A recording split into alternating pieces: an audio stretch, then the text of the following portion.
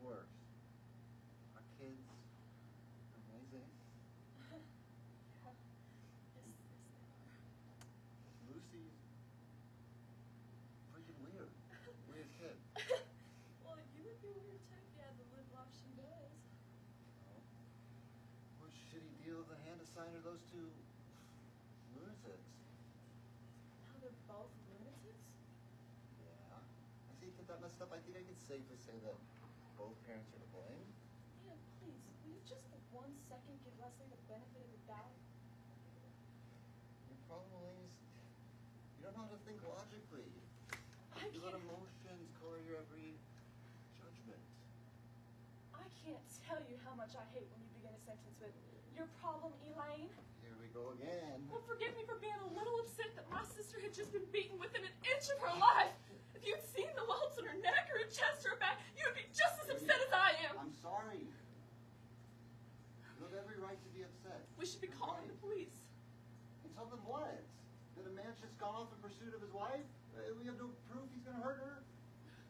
And if we did, and they find out who he is, they're just going to ask for his autograph anyway. He's untouchable. Look, all we can do is wait here. And then we come back, okay?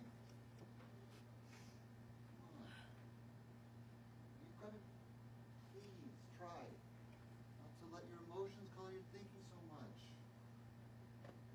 understand what's going on.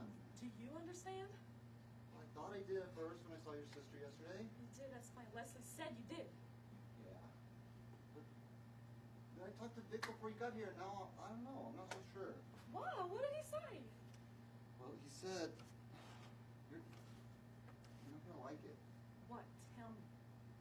He said that she's been running away from the house for a long time now, for weeks on end, and coming back all battered and bruised, and he says she has a drug problem or Oh, something. that is just absurd! And that she's emotionally disturbed. She's emotionally disturbed? Isn't that the pot calling the kettle black? Why? Why is that any crazier than her version of the story? Because I know my sister. Okay, I'll admit, maybe she's a little bit of a wild child. But she's not a victim kind of person, and she wouldn't go out and put herself in a victim situation. If anything, she was the aggressor when we were growing up. She could make me do just about anything. What? Well, what side of the question are you arguing right now? My point is, there's no way she would run out into the night, high on drugs, and let some lowlifes beat her up for 2 weeks. So she'd rather be beaten up in the privacy of her own home? No. She didn't want to be beaten at all. But somehow she got into a situation with Nick where the violent side of his nature came out. She doesn't know what to do about it. Okay. Assuming that's true, why didn't she take action a long time ago? Because she loves him. Because the man she fell in love with is not the man who's beating her. And she's still in love with that first man. And she's hoping he'll come back. Sorry, that doesn't make any sense to me. Of course it doesn't. You've never loved anybody so much that you even What, that I beat them up?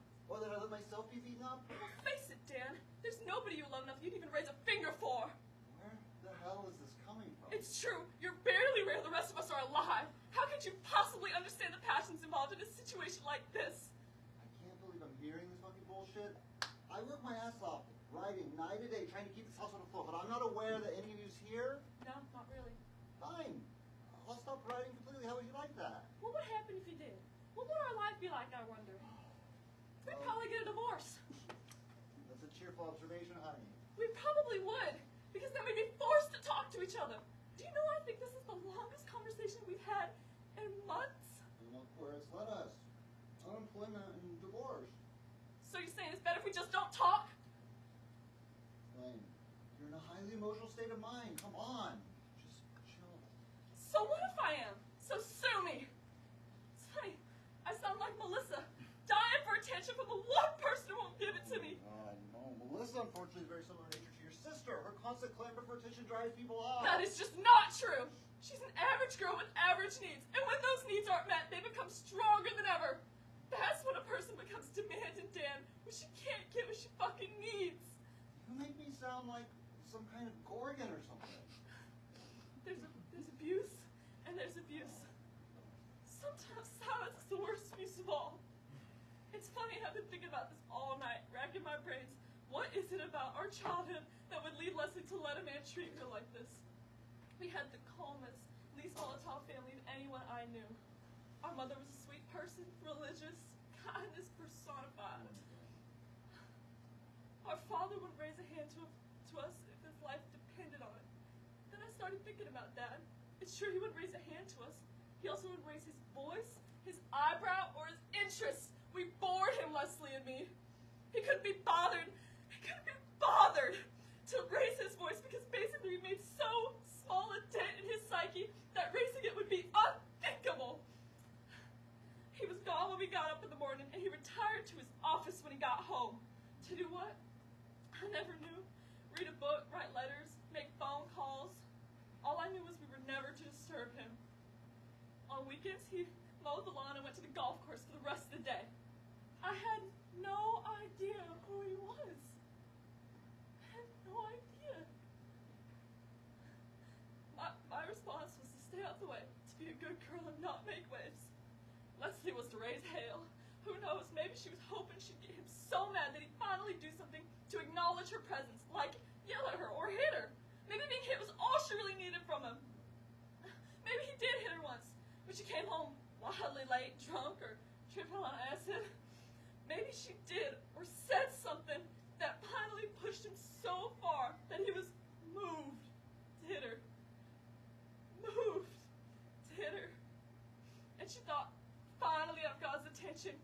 Finally I exist for this man. This is sick. Come on. Okay.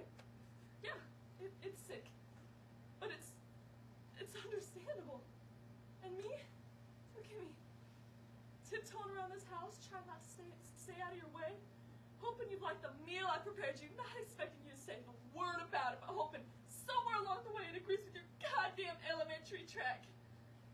Keeping the curls out of your hair, it's just the way our mom did with us. And getting back at you for your neglect in stupid little ways, like letting Leslie smoke in the house, or giving way to your Atlas. How pathetic! What a pathetic woman I am! At least Leslie's out in the world having a life! Jesus, and you're not having a life. Does this feel like a life what you and I have? Yes, Elaine, this is a life. Maybe you can't see it, and I'm not claiming it's the best life anybody ever had, but it is a life, and it's working. And you say I neglect you? Okay, maybe that's true, but what about you? What about the ways you neglected yourself? Okay, I'll admit I put on a little weight, but I haven't. No, that's not what I'm talking about. God, say, give me a little credit? No. What I mean is, when we first met, when we first fell in love, we had so much in common. We wrote poetry, we read poetry to one another. Do you remember that? We discussed books, we laughed a lot about what, I don't know, I don't remember, but we did. Do you remember how much we laughed? Yes, I guess so. You were very political. We would discuss current events and get really passionate about it, like it mattered, like we were part of the world and not just observers. Dan, it's very hard to keep abreast of world events when you were trying to raise two active young girls. Yeah, understood. When they were babies, they required all your time, but they're big girls now. Look, what has happened to that woman I knew? Where did she go? Don't say where'd she go like I left town or something. I'm still here. Yes, you're still here. I mean, you watch television for hours on end. You read Pulp Fiction. Not my fiction, mind you. For some reason, the works of Dan Flanagan are off limits. You scare me, that's why. Yeah. Sadistic missionaries, nightmares of the Holocaust drag out for an umpteenth time. I've read the book jackets and I'm afraid of what's inside. They don't jive with the man I married. Did it ever occur to you the man you married might have changed? Of course it does. That's why I don't read them. Oh, so you don't want to know me? No, I want to know the man I think you are. Kind, funny, and good-natured. Not obsessed with cadavers, sexual perversity, or bloodletting. Is that really what you think I've become? A person should write about what they know. That's what you've always told me. Elaine, writing about the Holocaust, it doesn't mean I want to go out and kill 6 million Jews. Look, it might mean that I'm horrified by those who did, and I want to understand what it is in human nature that would make someone do Why do you something want to like understand? that. Why? Isn't it bad enough that there are people out there like that? Don't you want to shield your daughters from this kind of thing Jesus. instead of bringing it into the house? Listen to yourself right now. What? What? You hate me so much. Why are we still together? I don't hate you. I just wonder what happened to your intellectual hunger. I don't have time for intellectual hunger. For God's sake, I'm running a household. Okay, maybe I take the easy way out from time to time.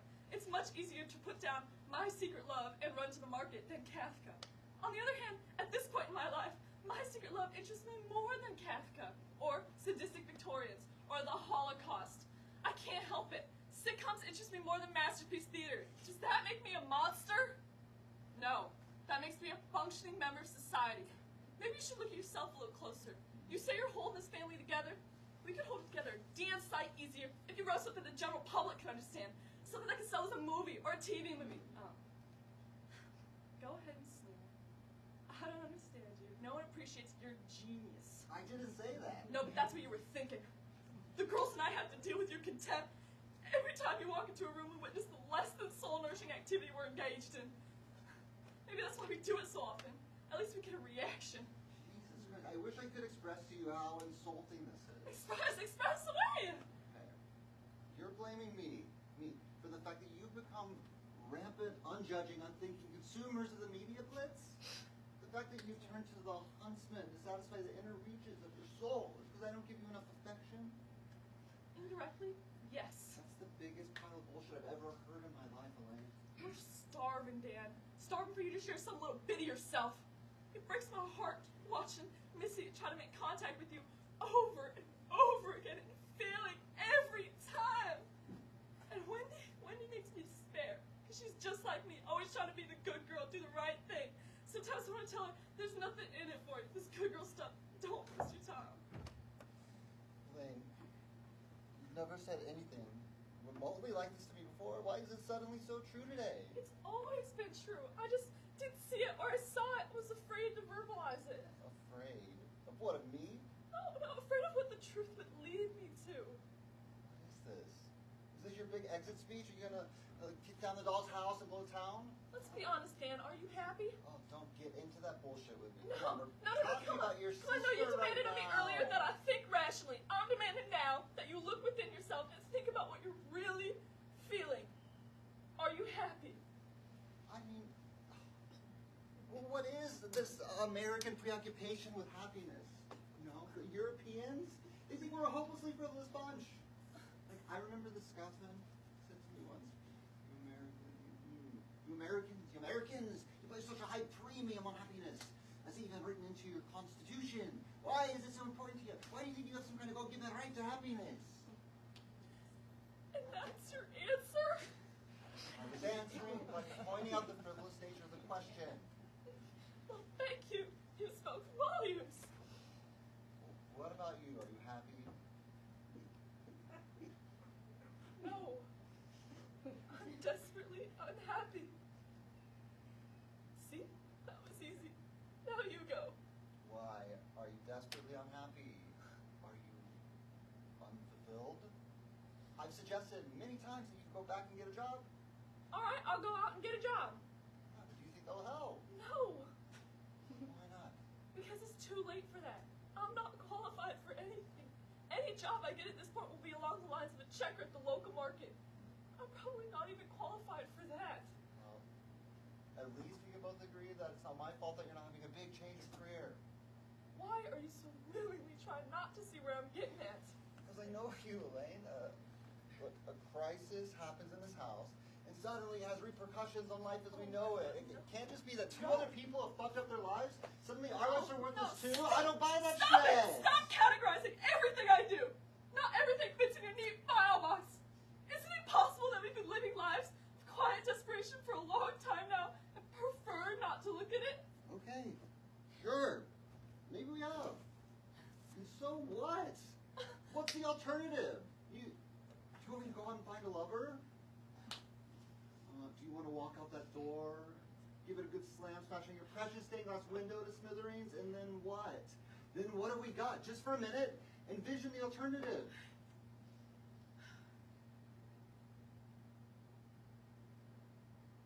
I can't. Neither can I. And so far you haven't given me a good reason why I should have to. I can't escape the feeling that when all is said and done, my life is just utterly empty and meaningless. Darling, yes, that's a fear I live with every day of my life. Who doesn't? I don't. People are happy. There are good people out there who are happy, and that's the way I want to live. They're I want not to be happy. thinking, they're sheep. Those people aren't looking inside. Come on. Elaine, got it.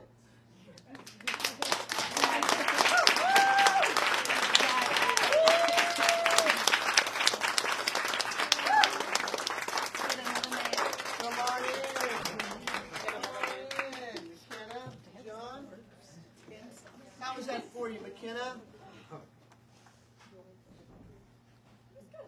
John, how was that? It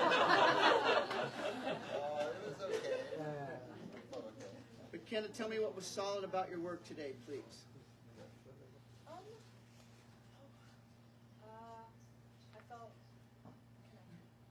I felt like I was listening to what you say. A little more volume, please, so they can hear you in the very back.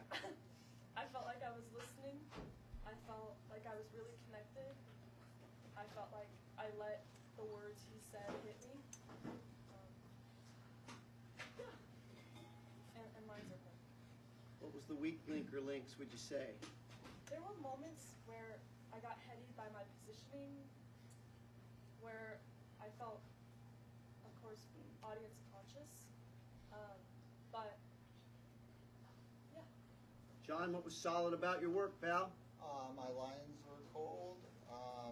I felt connected. I was able to reground when I got in my head, and for the first third of it, I felt somewhat or fairly ungrounded, but I was able to push through that and didn't overthink it. And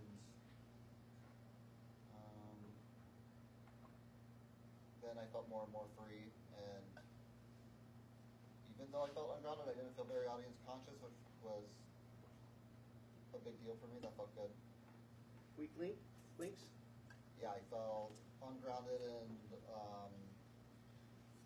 the beginning, and I don't know, it's hard to describe because I didn't feel anxious like I often do if I'm audience conscious or body conscious or anything, but I just felt ungrounded, and I didn't feel like dialed into Dan. I felt more like John, and I didn't like that, and so I was ruminating about that, and then I let it go eventually and just let that be how it was. They spent the last year and a half getting out of their head. They spent the last year and a half twice a week, plus their practices, drilling, getting their focus on their most important thing for the actor, the other person and not themselves. And you will get distraction. They learn how to take a punch and let it go quickly and snap back. And sometimes there's bigger punches. Sometimes we get a little more distracted. It's a little harder to let it go. But this is at one of the tenets, one of the great gifts of working with a Meisner actor is that, well trained, which they all are, is that they are going to consistently be able to get back on that beam. Sometimes it's a dogfight, which is what John's describing right now. Anything else, John? Many of my doings did not feel as strong as they have in the past, and it still felt good enough a lot of the times. So I like that.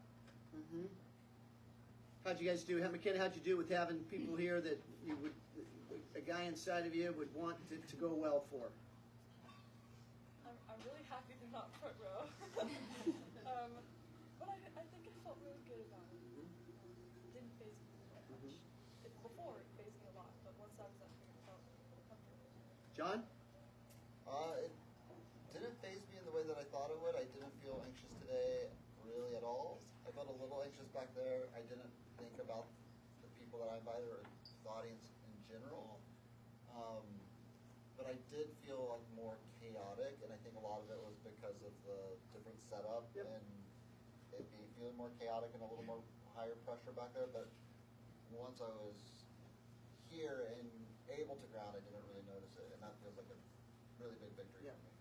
Yeah. Okay, good, guys. Well, again, it's been a day of beautiful breakdowns, of breaking down your work across the board, because I've taught very little today. It's very rare that I have offered something that you guys didn't really touch on as well. This is a perfect example of that. McKenna, first of all, you guys have just really grown beautifully. The last time you did this exercise, you both just such a lovely connection, such lovely full doings. It sounds like a conversation, not two actors spitting out words. It sounds like two human beings communicating. Why? Because your doings are so full. As we know, not just acting's doing, life's doing. I'm doing something in every moment right now, and we're trying to replicate human behavior truthfully. So you guys, your doings have just been really lovely, and it was on full display again. John, as bumpy as it may have been for you, you should be very happy because your okay has gotten damn good. Even through that hailstorm, flying the plane, even through that hailstorm, you did a good job of staying on it, getting through it, and it honestly didn't show.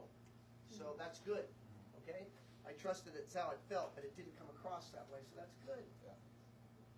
The volume at the top when you first come in, it's tough because you're just snuggling right there, comforting her, and so again, you're just going to have to learn how to raise that, because this is a small, quote-unquote, space, and I couldn't hear any of the opening at all.